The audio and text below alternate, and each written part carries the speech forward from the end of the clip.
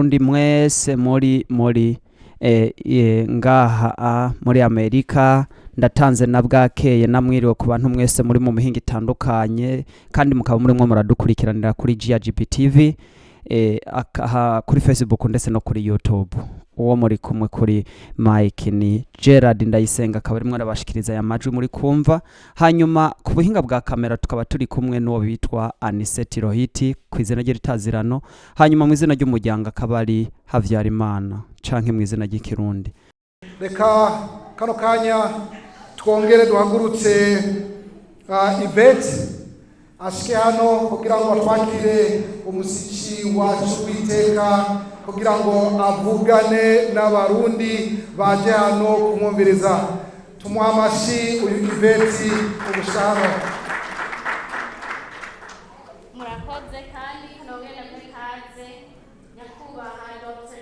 Ikumana. I'm gonna kuvuga mu Cyongereza hano. So we're so honored to have His Excellency Dr. Ikumana here with us today. Turishimye cyane ko turi kumwe na Dr. Ikumana. Dr. Ikumana ni Ambassador aba muri Washington DC. Dr. Ikumana ni SA aba muri Washington. And he works a mix of languages, you guys understand? He works closely with the Muri diaspora here in the United States and Canada. Akorera hagufi mu Barundi babaga muri Amerika. Akaba afise abana bane. Oh, and he has 4 children.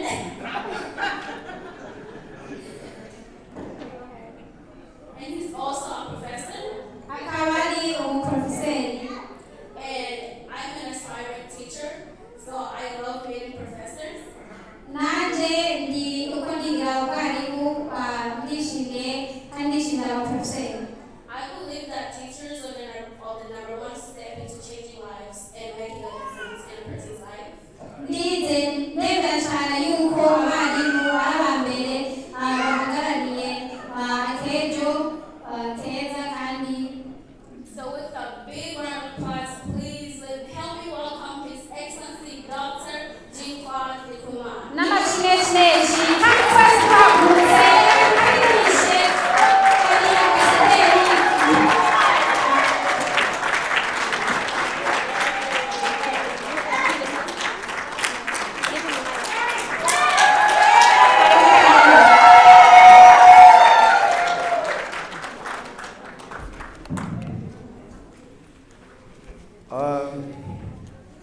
Vuga mu Cyongereza naco. Nyakubahwa userukira kino gisagara. Your Honor, State Representative His name is Richard. Nyakubahwa Michael userukira kino gisagara muri mu bashinga amateka. Your Honor, Chairman of Rock Island. Nyakubahwa userukira community y'abarundi bangaha Rock Island. Your Honor, one of the leaders of the Burundian community in Rock Island.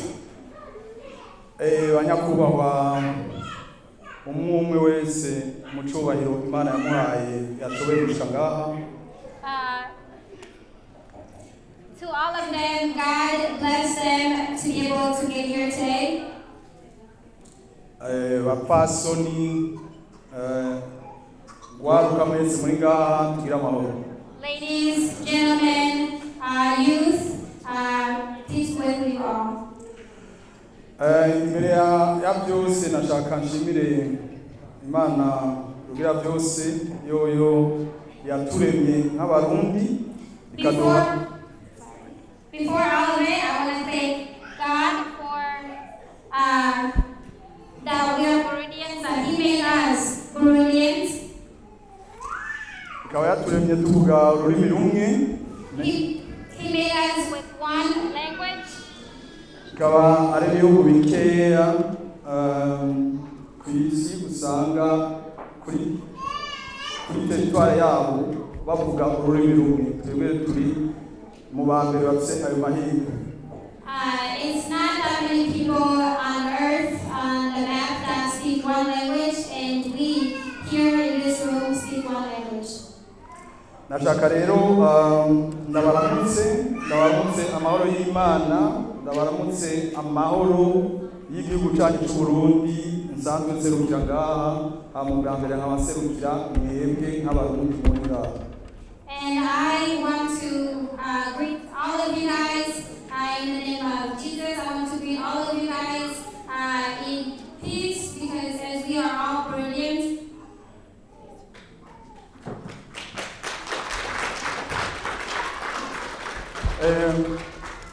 Murakoze. Je sinoronka ukuntu ushobora kubashimira kubera ukuntu uno munsi ni ku munsi wa gatandatu, ndabizi yuko hari imirimo myinshi mugabo mwavuze muti reka tuje gutera iteka Ambassadeur nawe yaduteye akaza kuturaba.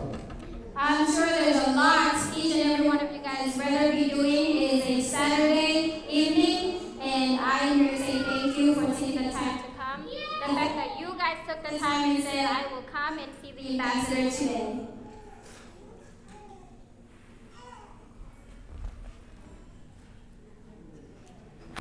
Okay. Je rero bavuze uwondi nitwa Ndikumana Jean de Dieu, nkaba nagiriwe amahirwe yo kugenwa n'umukuru w'igihugu kugira ngo nze guserukira igihugu ngaha muri Leta Zunze Ubumwe za Amerika, muri Canada no muri Brazil. As you guys heard, my name is John Dogier. You heard a little bit about me, and I have been very, very lucky to be the ambassador in America and Brazil as well. And Canada. And Canada. Yes. Okay.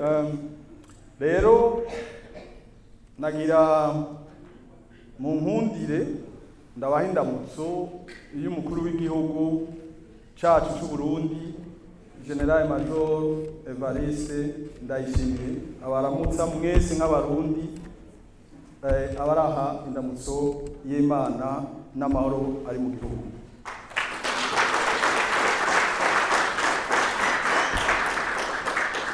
He said, allow me to give his greetings. The president of Burundi greets each and every one of you guys here today. Kuba ambassadeur, abantu bashaka kwibaza umwuga iyo wapfuye, iyo uja igituma umuntu ari mu ambassadeur, cyakora icyajejwe, nibaza yuko mwonkundira nko mu munota umwe nkababwira icyo umuntu ajejwe. To be an ambassador, a lot of people may wonder what it is, what it contains. Allow me to tell you a little bit about what I do. Umwuga w'ambassadeur ni umwuga wa kera cyane. To be an ambassador, he has been around a very long time. Umwuga watanguye barungika intumwa ikajana ubutumwa bw'igihugu mu kindi gihugu. When they started, they used to send people out in other countries to be the ambassadors, as we call it. Ashikanye ubwo butumwa nawe bacu bamwandika kandi gakete agaca asubira inyuma. Icyo gihe ingendo kenshi zari ku ndogobwa. Back in the day, they used to go with horses, and when he gets to a different country, they would give him a letter presented to his home country. Abantu bagiye kubera urudandazwa, abantu bagiye baragenda kubera ubundi buhinga, amahinguriro, ugasanga abantu bimutse kugenda kuba mu kindi gihugu. A lot of people were moving around because of very many different reasons, to sell, to whatever the reason may be. A lot of people started moving away to other countries. Rero baca baravuga bati none nta kuntu aho gutuma umuntu agenda ko n'ubundi hari abantu bacu b'icyo gihugu baba hari ahantu kubera ibikorwa n'ibi.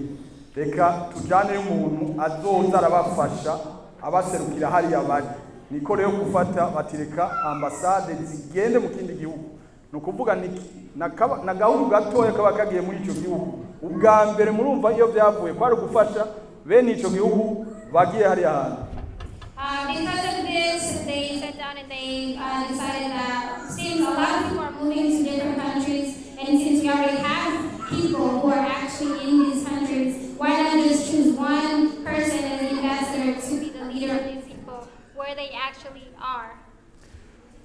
Hama baciye rero bagira n'imigenderanire y'ico gihugu avuyemo n'ico gihugu agiye gukoreramo.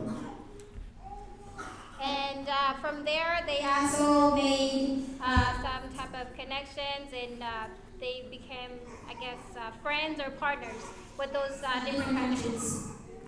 Murumva rero ubucuti bw'ibihugu buce burapfuka. The friendships of those countries were born with that, because of that. Yes.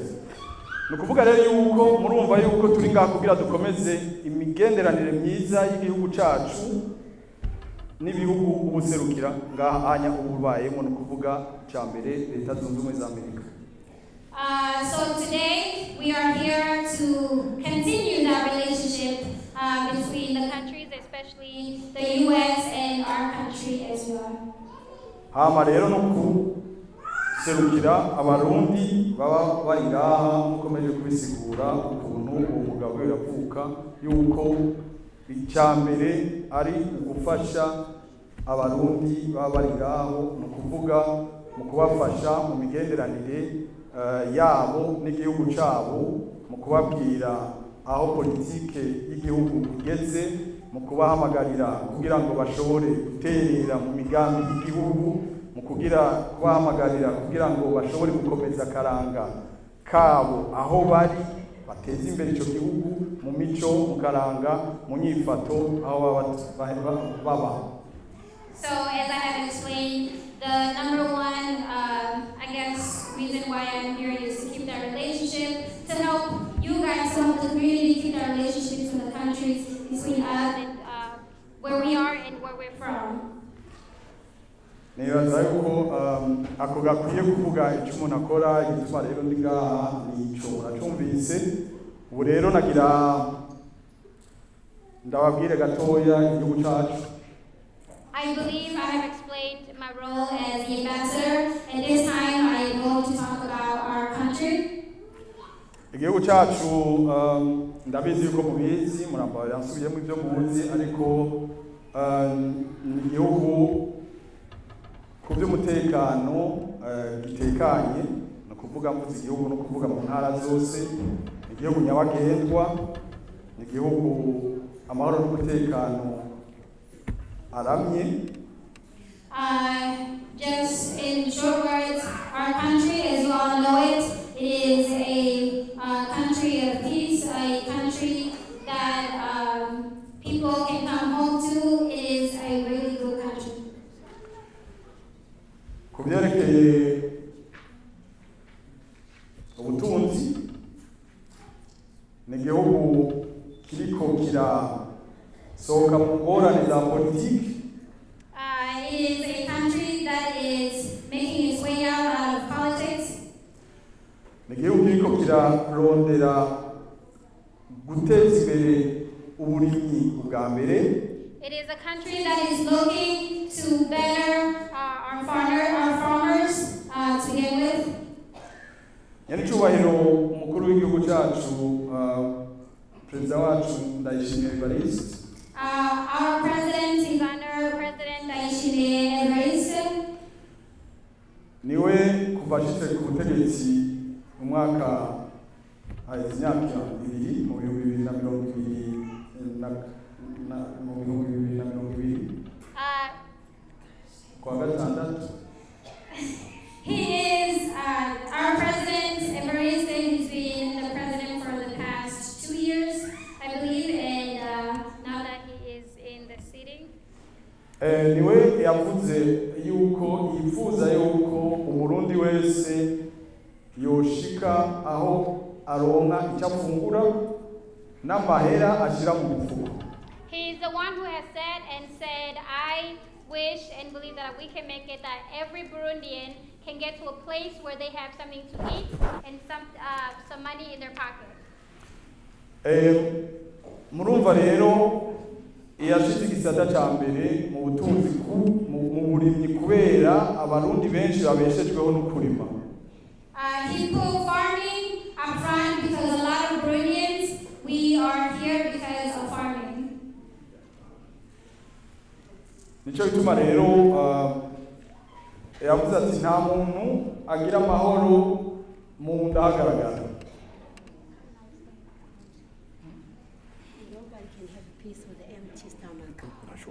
Nobody can have peace with empty stomach.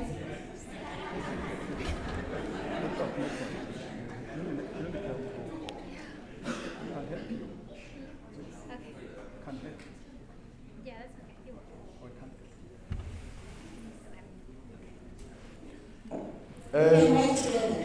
Good idea. Ahubwo twagira tumushimire cyane kubera ko je nanezerewe cyane kubona ugwaruka wakuriye ngaho rushobora kuvuga ikirundi ni ibintu ndaza kubisubiramo ni ibintu byiza cyane ndaza kubisubiramo navuga umuco icari cyo ku muntu. I want to thank you so much to see that this is training the youth and they are showing the great culture. I will be back in a moment when I will be talking about culture. Thank you. Murumva rero yuko muratora mu buhinga bw'ivyuma neza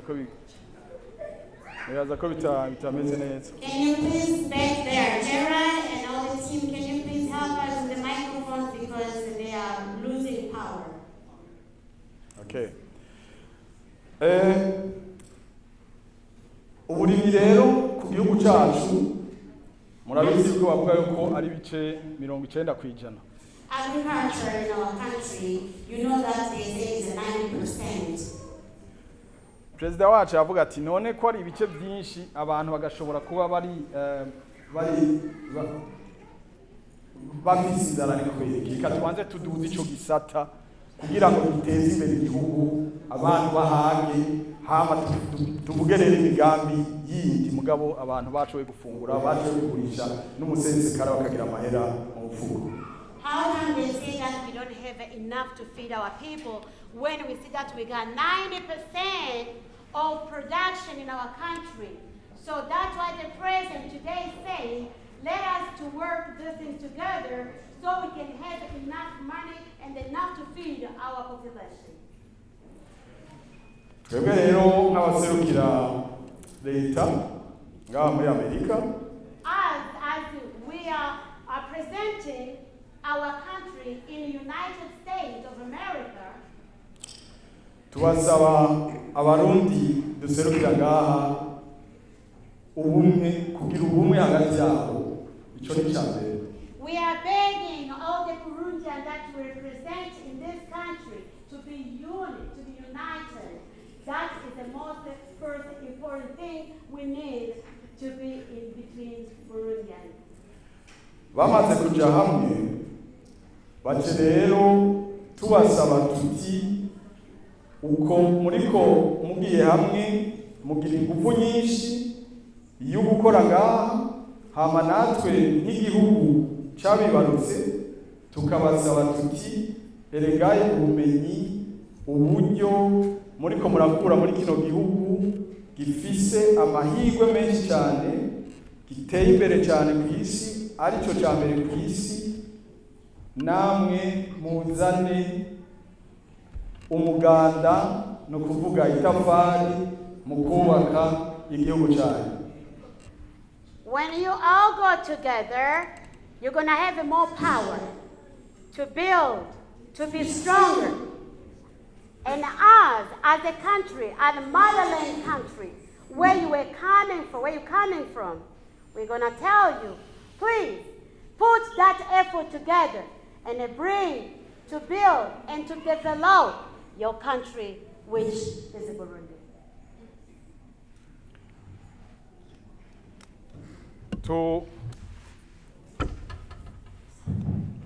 murakoze.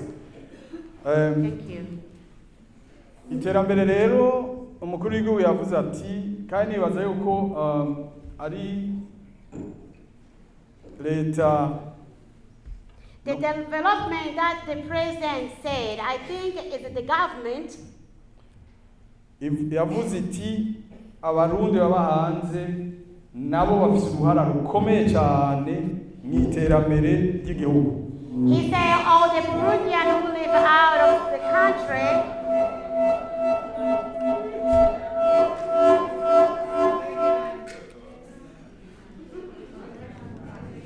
Okay.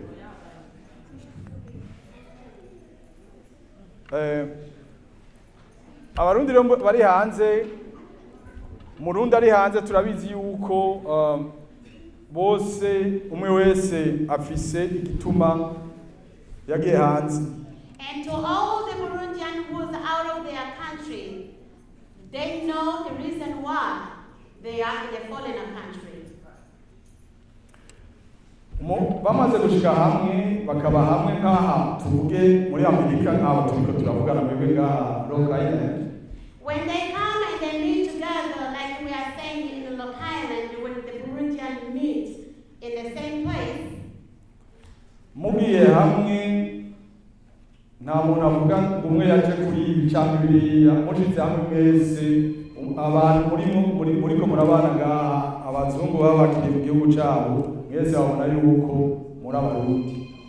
there's none of you can say that I come for this, for that, because even the people welcome you in this country, they're going to consider you that you are all Burundian. It doesn't matter which country or what location you came from. Once you come here and speak one language, you call Burundian, you all one person, Burundian. Nashaka gushimira imbere yanyu mwese kuko mufise amahirwe mu kuba mu gihugu, mu kuba mu gice cy'igihugu ho mushobora kuvuga turakoranye nk'abarundi, turahamagariye abadutwara muri politike ngaha n'abaduserukira mu bashinga amateka bakabitaba. Ndabasabye mubaha mpera amashi Michael Naruga.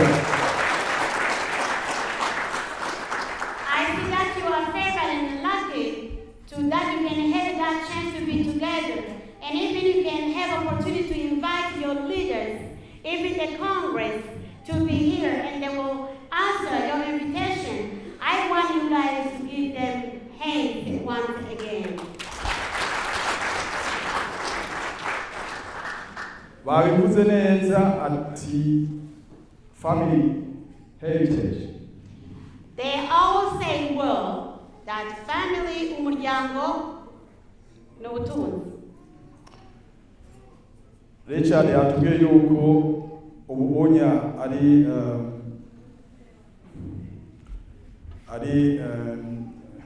second generation. Mr. Richard that told us that he's the second generation.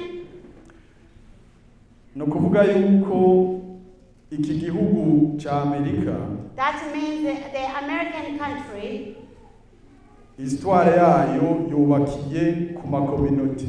The history is built through the communities. Bose bavuye inyuma y'iki gihugu cha Amerika. All of them, they come out of America. Mugabo mu budasa bwabo iyo bavuye barubatse kino gihugu kiraba icambere ku isi no kiracatwara isi. But in a different looks or in different wherever they come from, they still together and they build this country and they be a best leaders.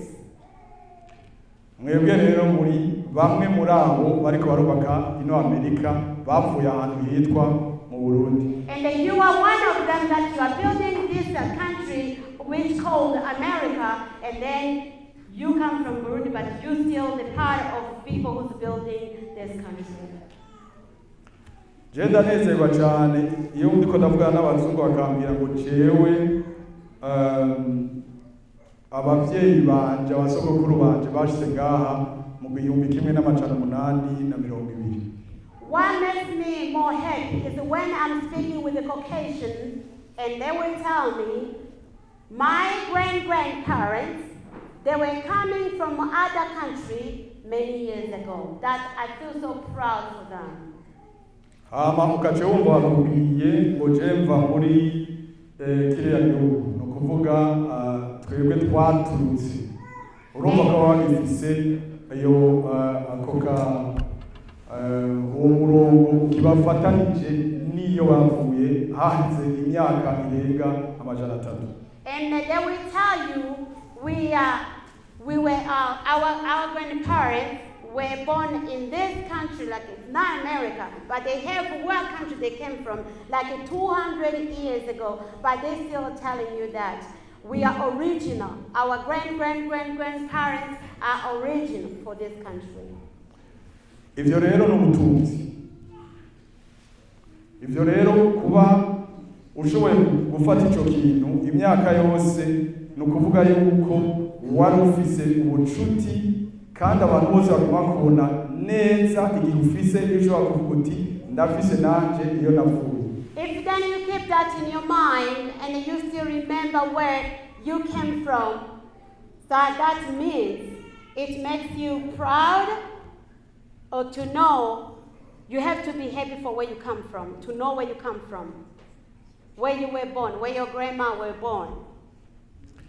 Nashaka rero ndabahe icyo novuga ubutumire bwo kuja hamwe kugira mukomere kugira mukore ibyiza ngaha hama igihugu cyayo yarose naco kirongeko kuri ibyo byiza mwaronse. I will ask you to be together, to do great things, to be strong. So when you are doing the good things, you're going to have also something to build your country. Like your country is going to have some interest from what you are doing. Igihugu cy'u Burundi cyarashizeho muri ministeri muri bushikiranganje bw'imigenderanire y'u Burundi n'ayandi makungu. In the Home Affairs of Burundi, there is a program that they are trying to make for the other country. They got some departments. Kijejwe abarundi baba hanze ibyo no kwita diaspora. And that department is in charge with Burundian people who's out of a Burundian country, which called diaspora. Igihugu leta yarashizeho umugambi wa diaspora. The government has created a project of diaspora. Politique de la diaspora. They put a political diaspora political. Kugira ngo hajemo ibisata kuvugana n'abadiaspora n'abantu baba hanze kugira babereke ibintu biri mu gihugu boshobora gukoreramo. So they divide they have a different department. They got different stuff that they created to show the Burundian who's out of the country, which they call together diaspora, to show them like the project that they can create to their country, where they come from. Ivyo rero kugira ngo icyo noce n'abahamagarira no kugira ngo dushobore kubaka rero hamwe icyo twokwita diaspora no kuvuga abarundi bari hamwe kugira ngo bazoshobore kuronka uwo bavuga bati naka niwe aserukira abarundi baba muri Amerika igihe agiye ashikiriza ivyiyumviro vyabo biciye muri ambasade bigashika muri ico gisata cabagenewe. And that's the reason why I'm calling all of you to build that diaspora. Kugira ngo ico gisata gishobore kuronka umuntu bavugana. So that department can have somebody to communicate with. Zoom. We're going to have a Zoom meeting or conference calls, like a video call, whatever. Like, yeah, we're gonna use a conference call. yerekeye umugambi wo kubaka icyo nokwita umutaka. And that one is gonna be the conference for building which they call umbrella. Ariyo yo kwitwa diaspora. That is gonna be called diaspora. Ariyo yo birimwo abarundi benshi, abari mu mashirahamwe, aya dusanzwe tuzi, ariho canke ayazovukaho, mugabo uwo mumvuri ukaba uhuriye ku kintu kimwe yuko twese tuba hanze tukaba tuva mu Burundi. And that is going to cover a diaspora or any other association that it doesn't matter which association, but the umbrella we are talking about is not going to be for one thing or one department. It's going to cover all those departments, like any you do business or whatever. It's going to cover everyone. Everyone, they're going to be under that umbrella.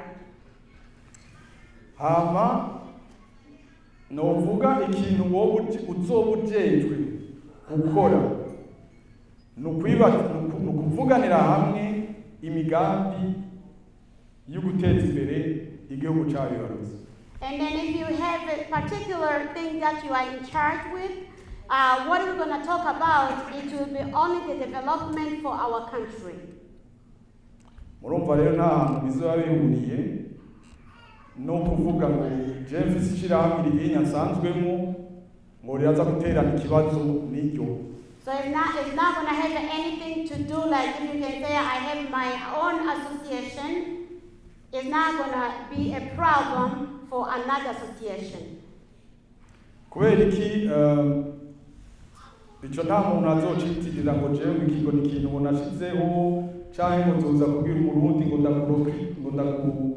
ndakubwire nguze ngo tube kumwe ko dusanzwe turi kumwe nari turi abantu twese. Nobody's going to be a problem to try to tell you, okay, this is mine, this is the what, because you have to know that we are all Burundian and then we all together.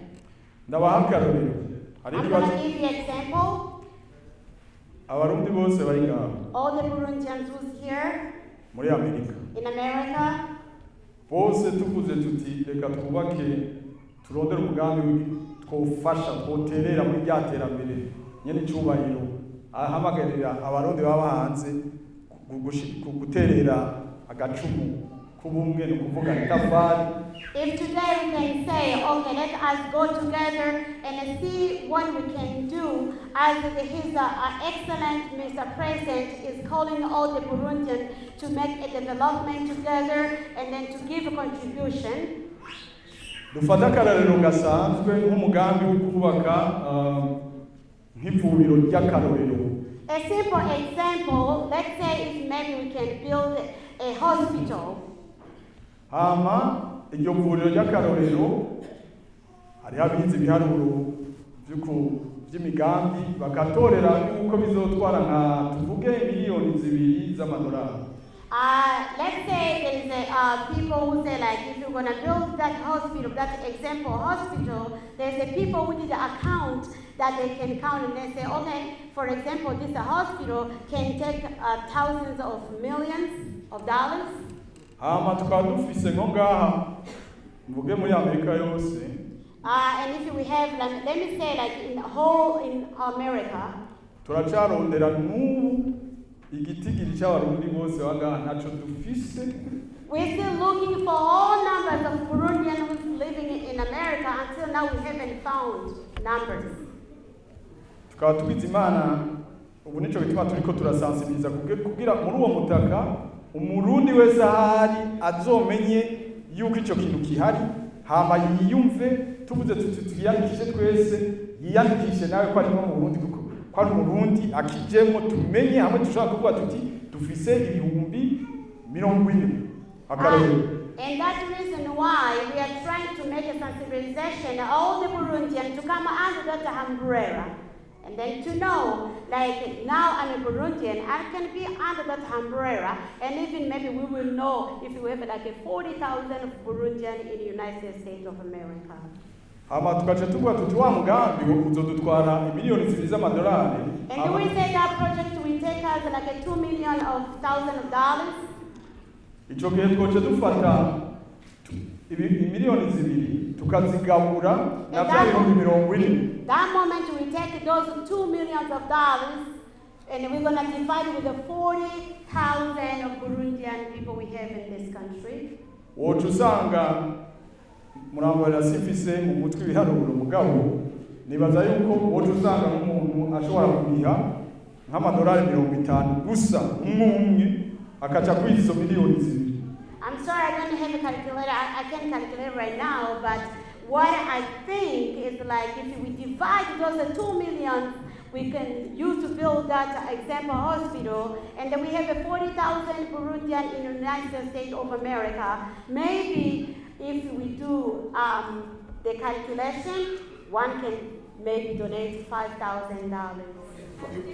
No, 15. Sorry. 50? No, okay, so one can give him $50,000. Oh, $50? $50?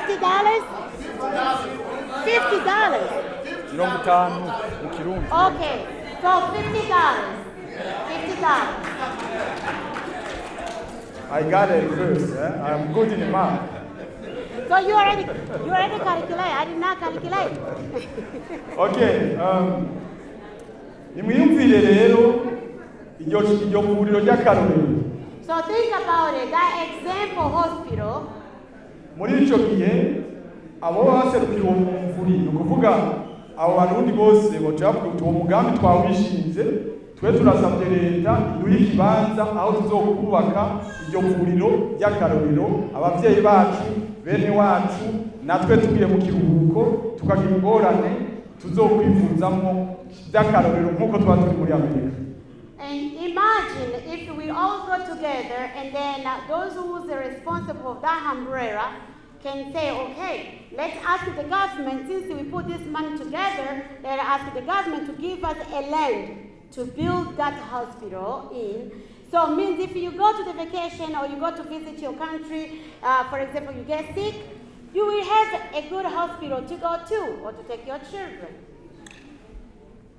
Kuri iryo vuriro bakazoca bandika ko intererano y'abarundi baba muri Amerika. And that hospital, they will write as a name, it is a contribution of Burundian who lives in the United States of America. Hama uri muri uruhuko wagiye muri Amerika cyangwa umwana wawe uri mu Burundi cyangwa umwana wawe. If you are in Burundi or your child, akaca abona yuko nawe yashizemo umutahe muri iyo vuriro yaratanze amahera y'umutahe. they will see that they put their contribution, they put $50 in that hospital to be built. None nimwumva ko umuntu azonezerwa kubona ico kintu kimeze gutyo n'akarero gifise mu gihugu cyamwibarutse kandi kitamuvunye kitamugoye gutanga amahera y'umutahe. Don't you think that person, when they see that hospital, they will be proud of themselves? They're going to say, okay, we didn't really work hard for this hospital, we give $50, but look at what we have done. Ico bituma mpamagarira mwese kugira ngo twumve icyiyumviro cyo kuja hamwe ukuntu tuce dukomera mu gukora ibintu binini dukoresheje uburyo buke butatugora kuronka. That's why I'm calling all of you so we can go together and build something bigger, which you're not going to struggle to do it. I'm not going to struggle to do it, but we're going to do it in an easy way and a cheaper way. Akona karorero kugira ngo twumvikane umuntu akavuga ati tutagiye hamwe turahomba twese. That was an example, like when somebody says if we don't go together, we all going to lose. Ndabizi kenshi usanga abantu bapfa umuntu butoya. I know sometimes people, they can just fight for over nothing. Bakace babura amahirwe yo gukora ibintu byo bahesha iteka bari kumwe. And they will lose their chance to do something great together. Igihugu rero cy'u Burundi leta irongona nyakubahwa ndayishimiye the country of Burundi that His Excellent Mr. Ndayishimiye represents. twebwe yadutumye kugira ngo dufashe abarundi bari hanze kubabwira yuko leta ibakunda. He delegated us over here to be like a mission, to have a mission to tell the Burundian that the government really, really loves you. Yuko mufise uruhara runini mu iterambere y'igihugu c'amavukiro yanyu. And you have a big part in development in your country. Tuzi yuko aho muri hari amahirwe menshi cyane yo kuronka, yo kwiga, yo gukora, mukakorera amahera y'agaciro. We know that where you are, where you're located right now, you have a lot of opportunities to go to school, to work, and to earn a lot of money. Kugira ngo mushobore namwe kumva yuko naho muri hanze mugabo muriko murafasha igihugu cyanyu, abana mwibaruka mukabatwara mu gihugu bakanezerwa kubona iyo basogokuru babo, iyo mwebwe mwavuye ameze neza kubera namwe muriko muraterera umuganda mu kubaka igihugu. But even that, we need to remind our children where we come from. We need to tell our children about our Burundian country where we were born, so they know where you come from and they know where they come from. Sinovuga rero amajambo menshi, nibaza yuko nk'uko babivuze ubwa mbere agaseke nari ndabafitiye ni ukuri ni indamutso y'igihugu, ni kubasaba yuko twoja hamwe tukubaka igihugu cyacu turi hamwe kuko niho dukomera. Ikindi nashaka kongera ko aha muri muzogira iteka, abanyamahanga bari ngaha babakiye muzogira iteka kuri bo babonye yuko namwe muri hamwe. I don't have much to tell you, but what I had to tell you, the gift I had, it was to be here and to see you, but also you have to know that even the people who welcomed you in their country, they will be proud of you, they will be happy of you, for you, when they see you guys, you are together. Jewe ndakeneye yuko ushobora kuba nzoba nkiriho cyane ntakiriho. What I need and what I wish, I may be alive or not. Ndakeneye yuko nobona umushinga amateka, umukenguza amateka, umumeya, utwara site, umukuru w'igihugu ko navyone ngaha iki gihugu kiratanga uburenganzira ku muntu ari we wese ngaha twarabibonye mu rurone bwinshi ko yoba ari Burundi. I would love one day to see the mayor, chairman, Congress, even the president, because I know this country, it can give a lot of opportunities.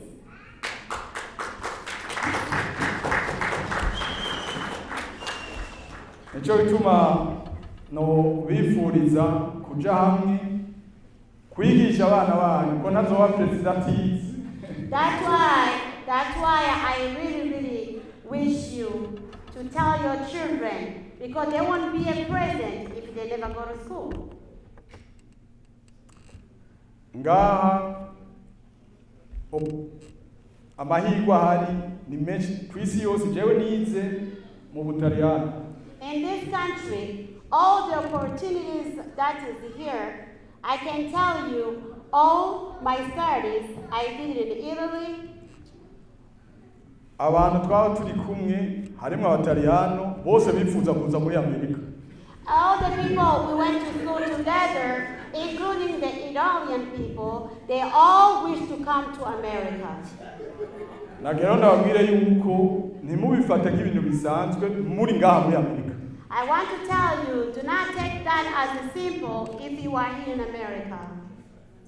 Sinkeneye yuko ejo muzomenya akamaro ko ngaha mutabikoresheje. I don't want you. You're gonna know the opportunity or the meaning of this country when you never take a chance to take that occasion to use this country as you're supposed to do.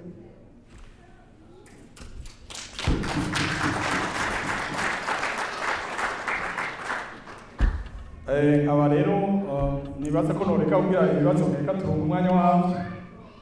I think I'm gonna start from here, so I'm gonna let everyone who have a question, they will be welcome. Aba nagira nsubire gushimira ba nyene icubahiro bari ngaha. Let me thank again the owners. Aba ndabasaba yuko bobama gutyo mu gushigikira abarundi bene wacu bagiye hamwe. I am planning to be always like that to support all our Burundian people when they are together, to support them and to be there for them. Kugira bakomeze akaranga kabo ariko kabaha umuco. So they can keep their culture and that give them the light. Kugira ngo babafashe babereke umuco w'iki gihugu. So you can help them to show them the light of this country. Amanagira namwe ndabereke ko mubaka akarorero mu kuba hamwe kuko niho nabo bazobemera. And I will beg all of you to be together, so then they will accept you and they will support you. Mu kwerekana yuko muri abakozi mufise imigenzo myiza. To show them that you are hard workers and that you have a good behavior, manners. Ico gihe ibi byose ndabifurije ndazi yuko muzobishikamo. All those things I'm wishing you, I know that you will reach it. Nuko rero nk'abagejeje ngaha Imana ibareze. I thank you so much.